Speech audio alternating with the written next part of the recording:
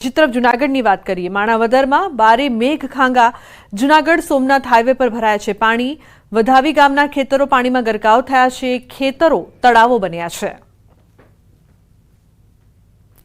જૂનાગઢમાં માણાવદરમાં બારે મેઘખાંગા માણાવદરના કોડવાવમાં ધોધમાર વરસાદ। ભારે વરસાદના કારણે ગામમાં ફરી વળ્યા છે પાણી।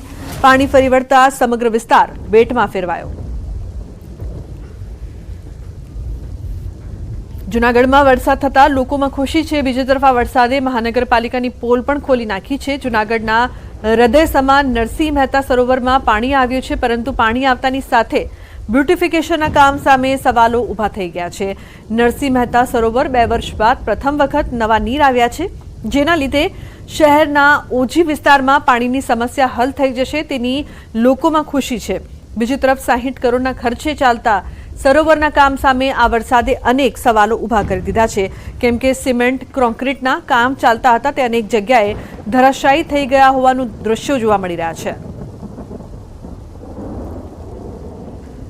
તો જૂનાગઢ શહેર તેમજ ગિરનાર પર્વત પર ભારે વરસાદ। ગિરનાર પર્વતની સીડી પર પાણી વહેતા થયા। ભારે વરસાદના કારણે સીડી પર પાણી વહેતા થયા। હાલ રોપવે સેવા પણ બંધ છે। પ્રવાસીઓએ દ્રશ્યો કેમેરામાં કેદ કર્યા। જૂનાગઢ શહેર તેમજ જિલ્લામાં મેઘરાજાનું તોફાની બેટિંગ। હજુ પણ જિલ્લા પર ભારે વરસાદ છે તે વરસી રહ્યો છે। જિલ્લાભરમાં વરસી રહ્યો છે વરસાદ। જામનગરની વાત કરીએ તો કાલાવડના ટોડા ગામમાં સાંબેલાધાર વરસાદ। ગામની નદીઓ પણ છલકાઈ। આજુબાજુ ભાવાભી, ખીજડીયા, માછરડા, મુડીલા અને બાજુબાજુના જે ગામડાઓ છે ત્યાં પણ ભારે વરસાદ છે। ધ્રાફા ગામની ફૂલઝર નદીમાં ઘોડાપૂર આવ્યું। અમરેલીમાં ગીર જંગલમાં યાત્રાધામ તુલસીશ્યામમાં ધોધમાર વરસાદ। ભારે પવન સાથે ધોધમાર વરસાદ ચાલુ। ચોમાસાની શરૂઆત થતાં જ ગાંડીગીર સોળે કળાએ ખીલી ઉઠી છે।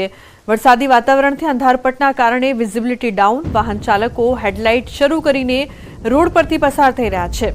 વરસાદના કારણે લીલીછમ વનરાઈના આહલાદક દ્રશ્યો। ગીરના નેસડાઓમાં વરસાદ વરસતા ચારેકોર નદીઓ ખળખળ વહેતી થઈ।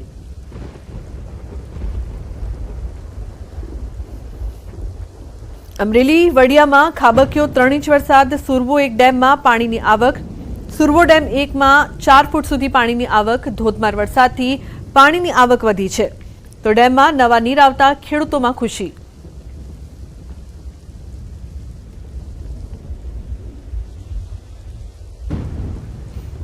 અમરેલીમાં વહેલી સવારથી મુશળધાર વરસાદ। બાબરાની કાળુભાર અને ઠેબી નદીમાં ઘોડાપૂર। અમરેલી બાબરા મુશળધાર બાદ જાફરાબાદ શહેરમાં વરસાદ। જાફરાબાદ શહેરમાં વરસાદ વરસી રહ્યો છે। રાજુલામાં ધીમી ધારે વરસાદ। રોડ રસ્તા પર પાણી ભરાયા છે। રાજુલાના ચૌત્રા આસપાસ ગામડામાં વરસાદ। અમરેલી શહેરમાં વરસાદી ઝાપટા।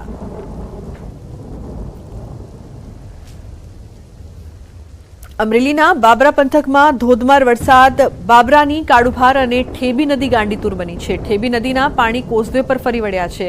અમરેલીના બાબરા પંથકમાં વહેલી સવારથી મેઘો ગાંડોતુર બન્યો છે।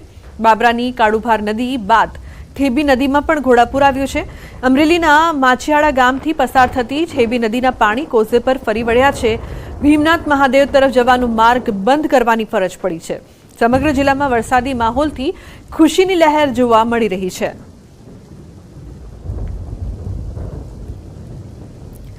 અમરેલીના શેડુભાર ગામનો ચેકડેમ છલકાયો છે। અમરેલી પંથકમાં ધોધમાર વરસાદ। ઉપરવાસમાં ધોધમાર વરસાદથી ચેકડેમ છલકાયો।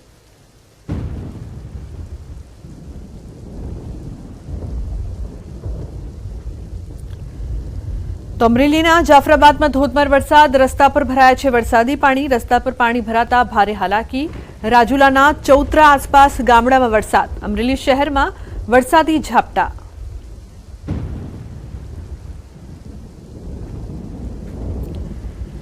ગીર સોમનાથમાં કોડીનારમાં ધોધમાર વરસાદ। ધોધમાર વરસાદથી ભરાયા પાણી। રોડ રસ્તા પાણીમાં ગરકાવ થયા। ગ્રામ્ય વિસ્તારોમાં પણ ધોધમાર વરસાદ વરસ્યો।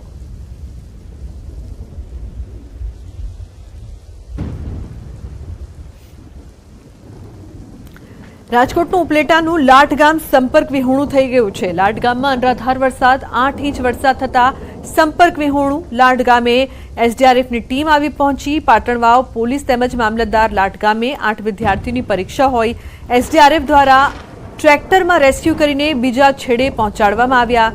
એસડીઆરએફની ટીમ તેમજ સ્થાનિક સરપંચ દ્વારા 3 એસટી બસને પણ પુલ ઉપરથી પસાર કરાવીને એસડીઆરએફની ટીમ દ્વારા તમામ બોટ, જેકેટ, દોરડા સહિત સામગ્રી સાથે ખડે પગે.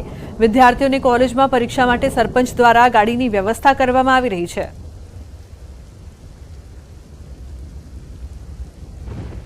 લાટ ગામની માલિકો તો જોયું જે પાણીનો ભરાવો હતો ધીમે ધીમે ઓછો થતો ગયો છે અને વિદ્યાર્થીઓને સામા કાંઠેથી આ કાંઠે લાવવા માટે ટ્રેક્ટરની મદદથી અમે પહોંચાડી દીધા છે. જ્યાં બોટની જરૂર નથી એટલે બોટની કામગીરી કરેલ નથી, પણ જાકેટ સાથે અમારા જવાન તૈનાત છે. રાજકોટના ઉપલેટામાં ધોધમાર વરસાદ. ભારે વરસાદથી લાટ ગામ બેટમાં ફેરવાયું. 8 કલાકમાં 8 ઇંચ જેટલો વરસાદ પડ્યો. લાટ ગામમાં ચારે બાજુ પાણી પાણી. લાટ ગામથી ઉપલેટા તરફ જતા કોઝવે પાણીમાં ગરકાવ. ખેતરો પણ વરસાદી પાણી ભરાયા છે. કોઝવે પર પાણીનો ભારે પ્રવાહ વહેતો હોવાના કારણે વાહન વ્યવહાર ખોરવાયું છે.